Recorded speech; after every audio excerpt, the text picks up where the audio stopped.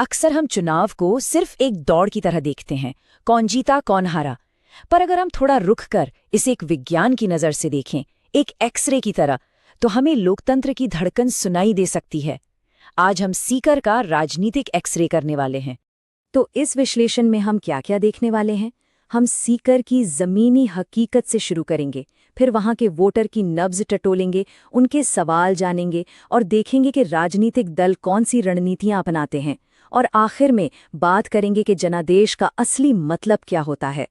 तो चलिए सबसे पहले समझते हैं सीकर की ज़मीनी हकीकत को। ये जो तस्वीर आप देख रहे हैं, ये सिर्फ एक नक्शा नहीं है। ये राजस्थान के शेखावाटी इलाके का दिल है, सीकर। ये सिर्फ एक जिला नहीं, ये लोकतांत्रिक प्रक्रिया का एक जीता जागता मॉडल है। यहाँ की मिट्टी में उम्मीदें भी हैं और चुनौतियां भी। और यही बात सीकर को बहुत खास बना देती है। ये एक स्विंग सीट है, मतलब यहाँ जीत का ऊंट किसी एक करवट नहीं बैठता। कोई भी एक जाति या समुदाय यहाँ निर्णायक नहीं है। तो जीत का मंत्र क्या है? जीत का मंत्र है एक मजबूत इंद्रधनुषी गठबंधन बनाना। तो अब जरा आंकड़ों की दुनिया में चलते हैं और देखते हैं कि ये नंबर्स हमें क्या कहानी सुनाते हैं। 2,12,547 2023 में सीकर में इतने मतदाता थे। ये सिर्फ एक संख्या नहीं है, ये 2 लाख से ज्यादा वो आवाजें हैं जो अपने भविष्य का फैसला करती हैं। अब ये देखिए, ये बहुत दिलचस्प है। वोटर टर्नआउट 2013 में 75% से ज्यादा, फिर 2018 में गिरकर 65% और 2023 में फिर बढ़कर लगभग 70%। ये उतार चढ़ाव क्या बताता है? ये बताता है कि वोटर का मूड बदलता रहता है और वो अपनी नाराजगी या उत्साह वोटिंग में हिस्सा लेकर या न लेकर दोनों तरीकों से जाहिर करता है। और ये है सीकर का सामाजिक ताना बाना। कोई एक रंग हावी नहीं है। जाट और ओबीसी एक बड़ा हिस्सा है, तो राजपूत और अनुसूचित जाति की भी महत्वपूर्ण भूमिका है।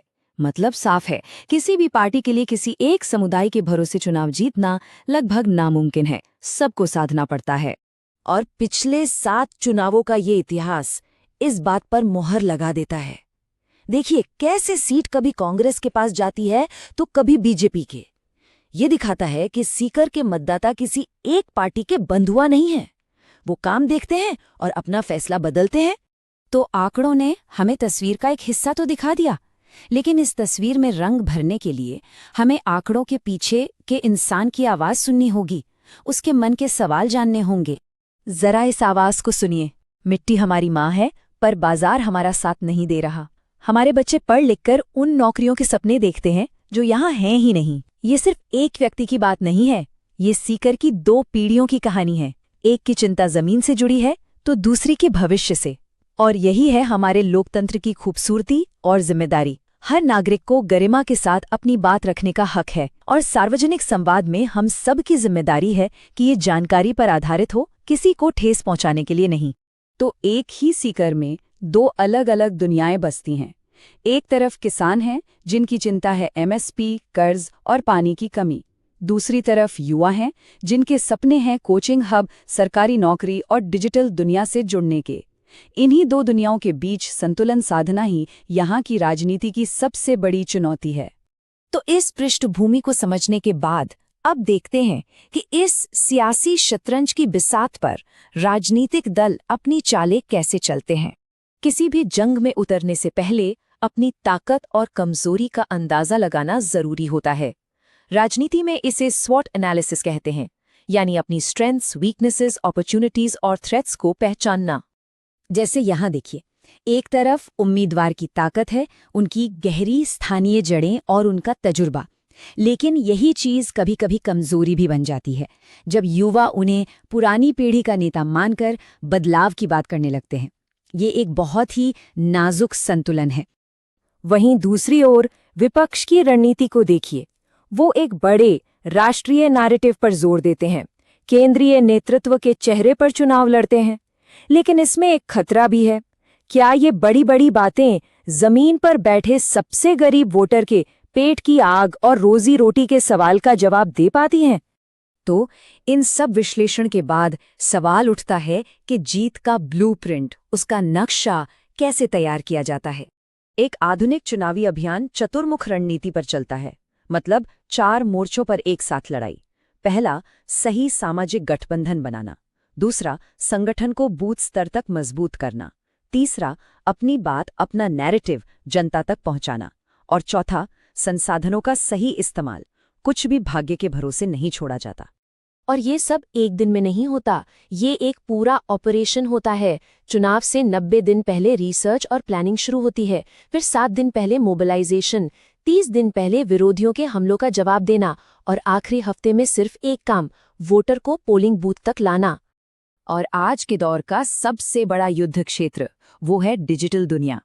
सोशल मीडिया पर अपनी भाषा में कंटेंट देना, लोकल इन्फ्लुएंसर्स को जोड़ना और डेटा का इस्तेमाल करके हर वोटर तक सीधे पहुंचना, ये आज की राजनीति की हकीकत है। लेकिन चुनाव जीतना ये मंजिल नहीं है, बल्कि ये तो एक नई जिम्मेदारी की शुरुआत है।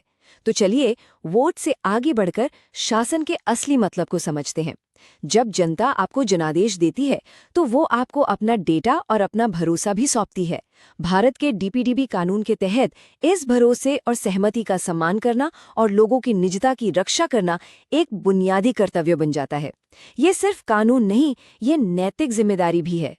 तो ये सवाल हम सबको खुद से पूछना चाहिए। जब वोट गिन लिए जाते हैं और एक विजेता घोषित हो जाता है, तो उस जनादेश का असली मतलब क्या होता है? वो हमसे क्या मांगता है? और इसका जवाब बहुत सीधा है। चुनाव अभियान का अंत नहीं होता, वो जनता के प्रति जवाबदेही की शुरुआत होता है। एक जनादेश एक पवित्र विश्वास है, एक कर्ज है जिसे अगले 5 साल काम करके और अच्छा शासन देकर चुकाना होता है। अगर आप एक जनकेंद्रित नेता बनना चाहते हैं और अपने निर्वाचन क्षेत्र का उत्थान करना चाहते हैं, तो blueprintstrategies.ai से mgr@blueprintstrategies.ai पर संपर्क करें या 08042041602 पर कॉल करें। राजनीति से परे उद्देश्य।